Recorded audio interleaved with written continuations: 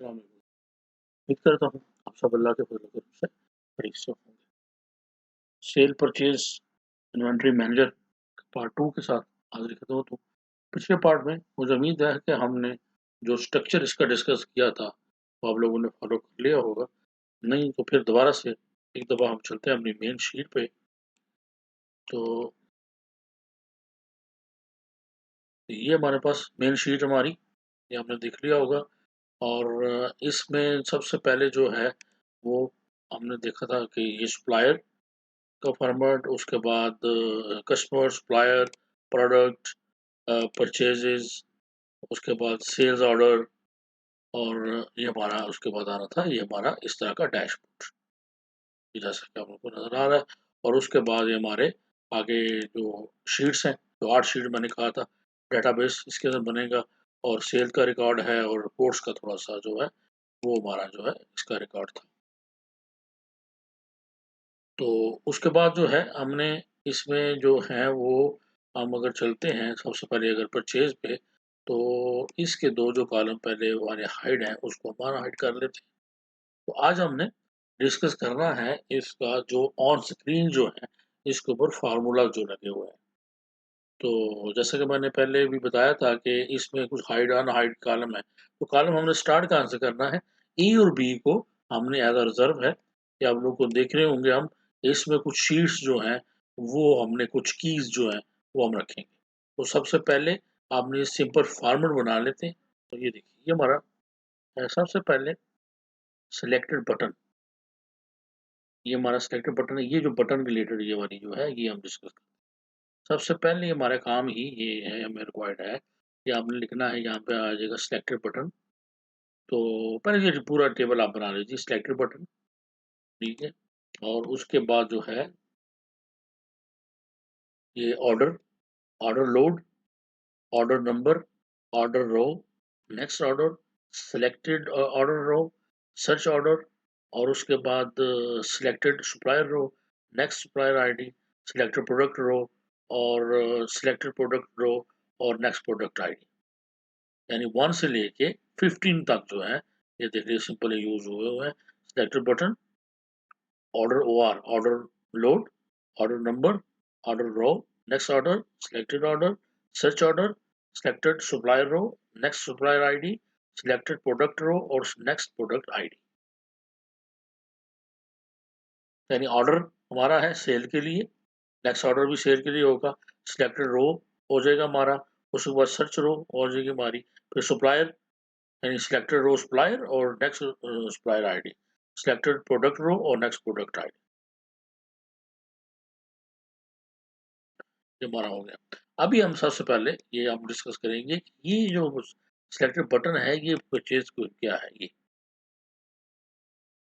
ठीक है? यहाँ पर हम देखें, अब जैसे ही ये हमारा सबसे पहले तो हमारा किसी भी बटन को भी हम अगर क्लिक करते हैं, ये क्लिक करेंगे बटन्स को, तो हमारा ये वाला जो चेंज होता है। इसको थोड़ा सा अगर अनजूम करें हम, ताकि ये नजर आए थोड़ा सा, ये देखिए। अब मैं फर्ज करें सेल्स को करेक्ट कर रहा हूँ, तो सेल्स को तो बी यही है, यहाँ से यही सिलेक्टेड है, डी से लेके एच तक। और परचेज को कर रहा हूँ तो फिर भी जो है वो यही है, डी से लेके और एच तक है।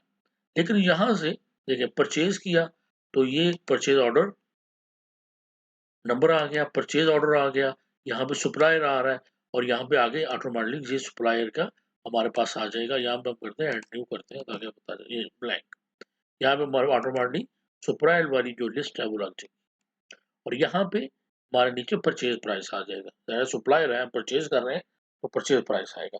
लेकिन अगर हम इसको सेल्स को क्लिक करते हैं, सेल्स वाले को, तो ये देखिए यहाँ पे सेल ऑर्डर आ गया, यहाँ पर क्या है, सेल ऑर्डर नंबर आ गया, यहाँ पे सेल ऑर्डर आ गया, और यहाँ पे सेल प्राइस आ गया। तो ये 2 चीज़ें जो हैं हमें सिर्फ, और हमारे कॉलम कौन से हैं, फिर भी हमारे डी से लेके एच तक ही है। तो ऑन स्क्रीन ये कैसे आ रहा है, सबसे पहले आप ये देखिए, हम कहते हैं जी परचेज को, यहाँ पे हाइड है इसलिए जो है हम थोड़ा सा इनको जो है वो अनहाइड कर लेते हैं, बाद में ये हाइड करते हैं, अनहाइड कॉलम्स। ठीक है, ये हमने सारे कॉलम जो है अनहाइड कर दिए। अब आगे हम यहाँ पे परचेज को हमने क्लिक किया और यहाँ पे परचेज। अब ये देखिए, अब हम आते हैं यहाँ पर सबसे पहले और यहाँ ऊपर चलिए, थोड़ा जूम करता हूँ मैं इसको फार्मूला को। ये हम फार्मूला हमने लगाया है इक्वल इफ B2, अगर ये B2 जो है, यानी ये हमारा B2 इक्वल सेल्स ऑर्डर, अगर यहाँ पर सेल्स ऑर्डर हो, okay, then sales order, otherwise purchase order. यानी अगर यहाँ पर सेल्स ऑर्डर आए तो यहाँ पर भी सेल्स ऑर्डर आ जाए, इन केस अगर सेल्स ऑर्डर नहीं है तो फिर यहाँ पर परचेज ऑर्डर आ जाए। तो जैसे ही हम इसको क्लिक करेंगे परचेज को, ठीक है, तो यहाँ पर क्या होगा कि अगर हम B2 के अंदर जो है वो सेल ऑर्डर आ जाएगा तो फिर सेल ऑर्डर जो है वो सेल ऑर्डर लिखा आ जाएगा, अदरवाइज परचेज ऑर्डर आएगा। तो ये हमारा इस तरह आ जाएगा। ये यहाँ पे ये क्या है, यहाँ पे क्या फार्मूला लगा हुआ है कि इफ B2, अगर B2 के अंदर परचेज है, यानी यहाँ पे अगर परचेज, जैसे हम बटन को, हम कस्टमर को क्लिक करेंगे यहाँ पे कस्टमर आएगा, सप्लायर को क्लिक करेंगे यहाँ पे सप्लायर आएगा, प्रोडक्ट को क्लिक करेंगे यहाँ पे प्रोडक्ट आएगा, परचेज को क्लिक करेंगे यहाँ पे परचेज आएगा, सेल्स ऑर्डर को क्लिक करेंगे तो यहाँ पे सेल्स ऑर्डर आएगा। ये भी है, ये बाद में डिस्कस करते पहले हम कर रहे हैं सब एक्सेल ऑन स्क्रीन जो फार्मूलाज का है एक्सेल की शीट के ऊपर, ऑन शीट पे। तो अब हमने परचेज को क्लिक किया, यहाँ पे परचेज आ गया। अब यहाँ पे क्या आया, purchase order number, and if B2 equal purchase, अगर B2 वाला में परचेज हो तो फिर परचेज ऑर्डर, अदरवाइज क्या आ जाएगा यहाँ पे परचेज ऑर्डर हैशटैग नंबर। ठीक है, ये नंबर आ गया ना, कौन सा नंबर है, परचेज ऑर्डर हैशटैग नंबर, और अगर कॉमा फिर अनऑर्डर का हम लिख देंगे हम सेल्स ऑर्डर। अगर परचेज ऑर्डर नहीं है, यहाँ पे परचेज नहीं है, तो फिर सेल्स ऑर्डर आगे हम हैशटैग कर देंगे जो भी उसका नंबर है, एंड B4। B4 क्या है, ये एंड B4 क्या है, यानी ये जो B4 के अंदर जो ऑर्डर नंबर,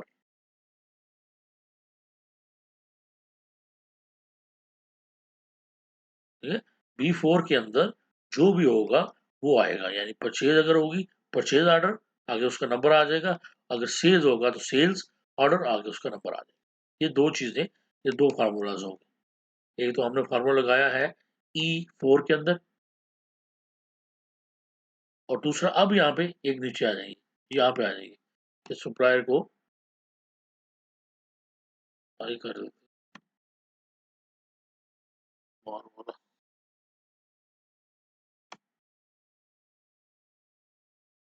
ये ये भी देख लीजिए, ई B2, अगर B2 जो है उसके अंदर सेल्स ऑर्डर है फिर तो यहाँ पे कस्टमर आ जाए, अदरवाइज यहाँ पे क्या आ जाए सप्लाई। यानी अगर हम सेल्स वाले को क्लिक करते हैं और यहाँ पर जा रहा है कि सेल्स ऑर्डर आएगा, तो यहाँ पे अगर सेल्स ऑर्डर आएगा तो फिर क्या होगा, देखिए हम क्लिक करके देख लेते हैं। क्लिक किया,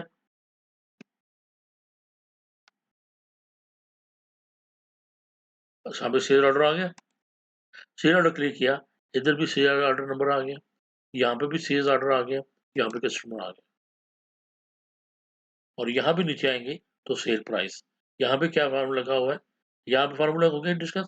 यहाँ पे भी एक छोटा सा फार्मूला है कि if B2 equal sales order, फिर यहाँ पे सेल प्राइस आ जाए, अदरवाइज यहाँ पे परचेज प्राइस आ जाए।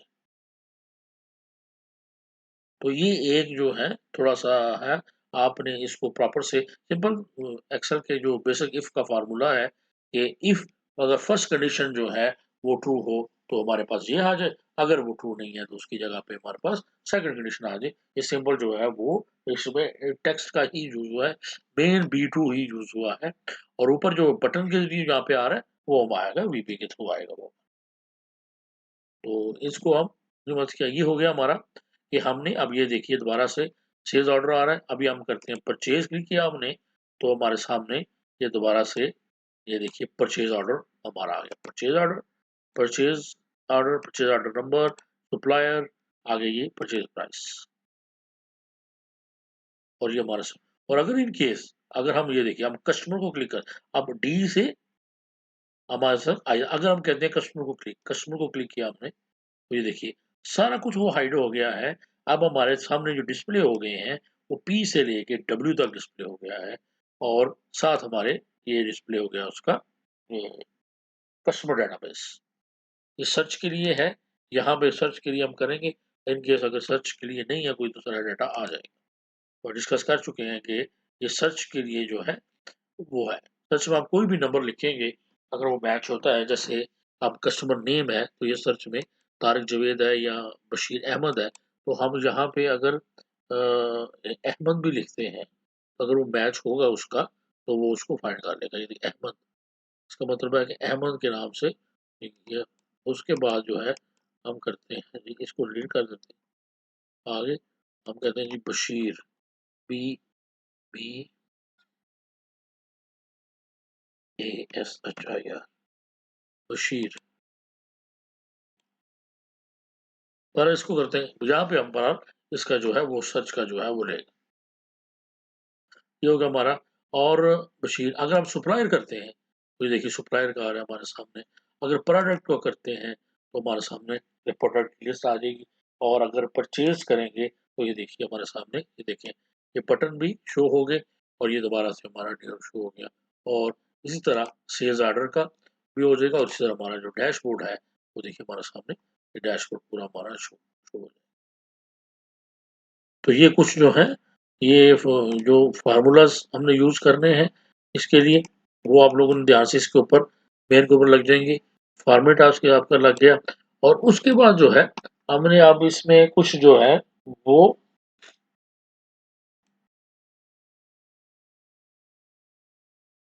हमने इस पे रेंजेस को भी डायनामिक रेंजेस है कुछ। तो हम फॉर एग्जांपल किसी ओपन शीट पे आइटम्स हैं तो यहाँ पे हम अगर चले फार्मूलाज पे और यहाँ पे एक नेम मैनेजर को हम क्लिक करें तो यहाँ पे बहुत सारी नेम रेंजेस है। लेकिन हमने जो बनानी है वो मेन वो सबसे पहले देखिए कस्टमर आईडी को हम देख लेते हैं। बल्कि प्रोडक्ट पे हम तो हम प्रोडक्ट आईडी ये प्रोडक्ट आईडी ये देखिए ये प्रोडक्ट आईडी है। इसको हमने लिया। ये देखिए ये हमारे सामने थोड़ा सा अगर मैं इसको जूम करूं तो ये देखिए ये हमारे सामने ये एक पूरा सर्कल में आ रही है प्रोडक्ट आईडी। ये है डायनामिक लिस्ट। प्रोडक्ट आईडी कैसे बनानी है हमने मैंने पहले भी काफ़ी तो हम डिस्कस कर चुके हैं डायनामिक जो लिस्ट हम जो कैसे बनाते हैं। हमने इसको A3 को सिलेक्ट किया। हम गए यहाँ पे मैनेजर पे न्यू प्रोडक्ट पे किया और वहां पे अब हम यहाँ पे आ गए। ये हमारा फार्मूला है ऑफसेट का। जो भी हमने नाम रखना है प्रोडक्ट आईडी रखा ऑफसेट आइटम परचेज A3 हमने सेलेक्ट किया था कॉमा 1। अब एक जो उसमें हम लेंगे उसको एक रो नीचे आना है हमने एक ही कॉलम हमने यूज करना है कॉमा कॉमा काउंट ए का फार्मूला फिर आइटम परचेज A3 फिर आगे कोलन आगे रेंज देंगे हम A3 से लेके A 3299 -1। अब -1 नीचे वाला एक रो माइनस करेंगे और आगे कर देंगे -1 एक कॉलम के लिए फिर इसको क्लोज कर देंगे। यही फार्मूला जो है हर सार डायनामिक रेंज के लिए लगेगा। और जब इसको आप सेलेक्ट करेंगे तो ये हमें पता चल जाएगा कि अगर ये पूरा सर्कल में ले सारे को तो इसका मतलब है कि हमारा ये जो रेंज का फार्मूला लगाया हमने वो सही है। इसी तरह देखें प्रोडक्ट हमने लगाया और उसके बाद प्रोडक्ट नेम को क्लिक करें तो प्रोडक्ट नेम जो है वो कहाँ पे हमारे बी कॉलम में। तो बी कॉलम को अगर आप देख लीजिए formula offset item purchase $P $3 यानी बी जो है हमारा ये फिक्स होगा और हमारी रो जो है वो बदलेंगी B3 बी सेम है 4 5 6 7 8 9 कॉलम सेम है हमारा कॉमा 1 कॉमा काउंट है item purchase B colon B 92999 -1 comma 1 और ब्रैकेट क्लोज प्रोडक्ट। तो प्रोडक्ट आईडी और उसके साथ हमने की प्रोडक्ट नेम। इसी तरह सारी हमने ऑर्डर आईडी देख रहे हैं आप ऑर्डर पे जाके और इसी तरह हमने ऑर्डर ऑर्डर आईडी हो गया ऑर्डर डेट सेम फार्मूला है ऑर्डर जो टोटल है उसका जो है वो ऑफसेट का जो फार्मूला सेम है। उसके बाद ऑर्डर टाइप एक हमने बनाई है, उसके बाद ऑर्डर क्वांटिटी, उसके बाद order underscore order item total और ऑर्डर आइटम टाइप। यानी हमने 2 शीट्स बनाई थी ना हमने, बल्कि इसको अगर खत्म करें तो वहां चलते हैं। देखिए, supplier name, supplier ID, customer name, customer ID, product name, product ID हो गया हमारा ऑर्डर। ये एक हमने ऑर्डर लिस्ट बनाई हुई, ऑर्डर समरी, एक हमारे पास है ऑर्डर फुल आइटम्स। तो अब 2 के ऊपर अब यहाँ पे अगर हम नेम मैनेजर पे जाएं तो ये देखिए ऑर्डर में ऑर्डर आईडी जो है वो हम जो है वो ऑर्डर जो हमारी इन्फो है, ऑर्डर समरी है, वहां से हम इसका बनाना है, हमने इसको बनाना है। ऑर्डर टोटल जो है वो उसकी लिस्ट हमने यहाँ से बनानी है, इसी लिस्ट में से। और उसके बाद ऑर्डर टाइप, अब ऑर्डर टाइप जो है वो भी यहाँ हम इसी को यूज करें। उसके बाद ऑर्डर क्वांटिटी, देखिए यहाँ पे क्वांटिटी नहीं है, उसके लिए हमें फिर अगले sheet पे जाना पड़ेगा। अब उसके लिए हम क्या करेंगे कि यहाँ पे आ जाएंगे आइटम्स, यहाँ पे फिर हम इसको नेम मैनेजर और यहाँ पे देखिए, यहाँ पे हमारे पास क्वांटिटी है, तो उसके बाद हम ऑर्डर आइटम क्वांटिटी, ये देखिए ये सेम वही फार्मूला से हमने एक ये लिस्ट बना ली, ऑर्डर आइटम्स टोटल, ये यहाँ पे टोटल जो आ रहा है, और ऑर्डर आइटम टाइप, यहाँ पे भी टाइप आ रही है। ये हमने कुछ डायनेमिक रेंजेस हैं, ये भी बनानी है, और इस बनाने में अगर कोई मुश्किल आती है तो वो आपने डिस्कस कर लेनी है जरूर। ये होगी हमारी। उसके बाद हम चले अपने मेन के ऊपर, और मेन के ऊपर हम देख लेते हैं कि 2 चीजें और रह गई हैं हमारी। और ओके, सबसे पहले हम चलते हैं यही इधर इधर आ जाते हैं। अब यहाँ पे देखिए, ये जो ऑर्डर लोड जो है ये तो आएगा थ्रू वीपी। तो थोड़ा सा जूम करते हैं, ऑर्डर लोड वीपी के थ्रू आएगा। ऑर्डर नंबर, ये ऑर्डर नंबर जो आएगा वीपी के थ्रू आएगा। ऑर्डर रो जो है ये वीपी थ्रू नहीं आएगी। ये जब ऑर्डर लोड होगा तो जो डेटाबेस के ऊपर रो होगी वो यहाँ पे आएगी, उसके लिए बैच का फार्मूला ये ऊपर देखिए, इफ एरर, ये फार्मूला बार के ऊपर बैच B4, यानी B4 को मैच करना है हमने। ये B4 ये वाला ऊपर, ये जो 5R order number B4 comma order ID, ये हमने बनाया था ना, हमने लिस्ट बनाई थी, वो ऑर्डर आईडी कॉमा 0 और +3। 3 क्यों प्लस किया हमने, ऊपर से हमेशा हमारा जो स्टार्ट हो रहे हैं हमारे ऑर्डर्स, जब हमारा जो डाटा स्टार्ट होता है वो 4 लाइन नंबर 4 से शुरू होता है। तो उसमें जो भी इसको फाइंड होगा B4 में वो मैच का होगा, उसमें 3 प्लस होंगे कॉमा, और अगर कोई एरर आता है तो फिर आगे कॉमा कॉमा आ जाए।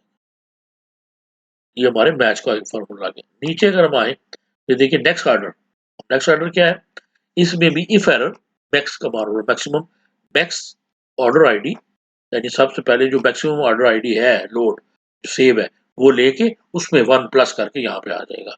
और इन केस कोई ऑर्डर आईडी नहीं मिलती तो फिर वो 1 आ जाएगा वहां पे। नीचे आएगा सिलेक्टेड ऑर्डर रो, ये भी थ्रू जो है वो उसके आएगी। और सर्च रो, ये देखिए इसके लिए भी फार्मूला है सर्च रो के लिए, वो क्या है, इफ एरर मैच K4। अब K4 क्या है, कहाँ पे है, ये येलो वाला, यहाँ पे हम जो आईडी लिखेंगे वो यहाँ पे आनी चाहिए। तो सर्च आईडी, सर्च के लिए है ना ये K4 ऑर्डर आईडी में से ये उसको मैच करना है, और उसकी कॉमा 0 एग्जैक्ट मैच है, और +3 ऊपर से 3 रोज जो खाली है हमारी जिसमें हमारा टाइटल वगैरह है वो प्लस कर देंगे कॉमा, और आगे इन्वर्टेड कॉमा डाल देंगे। इन केस ऑफ एरर ये यहाँ पे ब्लैक आ जाएगा। उसके बाद कस्टमर सप्लायर रो, अब कस्टमर सप्लायर रो जो है ये क्या है, कस्टमर आर सप्लायर रो, यानी ये जो है ये जो रो है। अब ये देखिए इसमें फार्मूला क्या है, इफ एरर इफ B2, ये थोड़ा लंबा फार्मूला है, इसको आराम से आपने लिखना है, समझना है, और उसके बाद देखना ये कैसे काम करता है। B2 if error if B2, अगर B2 में परचेज हो तो मैच करो E5, ये वाला जो E5 है यहाँ पे जो भी आएगा वो मैच होगा। सप्लायर है तो सप्लायर मैच होगा, कस्टमर है तो कस्टमर मैच होगा। उसके अंदर एग्जैक्ट 0 मैच होगा, +3 वो जो 3 लाइन आपने डाल देनी है मैच। E5 कस्टमर ने यहाँ पे क्या होगा, ये हमारी आईडी सप्लायर नेम, इसमें से मैच हो।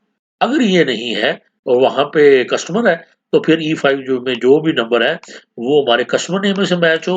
0 एग्जैक्ट मैच के लिए +3 और कामा कामा कामा। ठीक है, सिंपल फार्मूला है लेकिन डबल जे लिखा हुआ है। उसके बाद सिलेक्टेड रो, ये भी जो है वो VBA से आएगी। नेक्स्ट कस्टमर आईडी, ये लेक्चर मैक्स का फार्मूला पहले बता चुका हूँ, दोबारा से वो रिपीट हो रहा है। सिलेक्टेड रो ये भी हमारी उससे आएगी, VBA से आएगी। और नेक्स्ट सप्लायर आईडी जो आपने आज डिस्कस कर चुके हैं कि, और ऐसे ऑर्डर आईडी है, सेम फार्मूला मैक्स का फार्मूला है, सिर्फ हमने जो डायनामिक लिस्ट सप्लायर आईडी बनाई थी वो यहाँ पे आएगी। इसी तरह हम जैसे प्रोडक्ट आईडी बनाई थी, प्रोडक्ट आ जाएगी। और सिलेक्टेड प्रोडक्ट रो, जो रो आप सेलेक्ट करेंगे वो आएगी। और उसके बाद नेक्स्ट प्रोडक्ट आईडी में भी मैक्स का फार्मूला जो है वो लगेगा। तो ये जो कुछ काम है जो एक्सेल के मेन शीट के ऊपर जो है वो मेरे ख्याल में सारे ऑलमोस्ट कंप्लीट हो गए हैं। आप लोगों ने इसको बड़े एहतियात के साथ जो है ये फार्मूलाज को रोक के देख के जैसा मैंने लिखा है उसको लिख लें, दोबारा लिखें और प्रॉपर फिर अगर कोई मुश्किल आती है तो दोबारा से देख लें। यहाँ तक जो है वो करें इंशाल्लाह। वीडियो को ज़्यादा लंबा नहीं करते, यहीं पे रोकते हैं। और नेक्स्ट वीडियो को जो है वो भी ऑन स्क्रीन हम कुछ कंडीशनल फॉर्मेटिंग है और कुछ दूसरे अगर फार्मूला जो रह गए हैं उनको डिस्कस करेंगे और फिर चलेंगे आगे। तो तब तक के लिए इजाज़त दीजिए, अपना बहुत ख्याल रखिए और मेरे इस चैनल का भी। अल्लाह हाफ़िज़।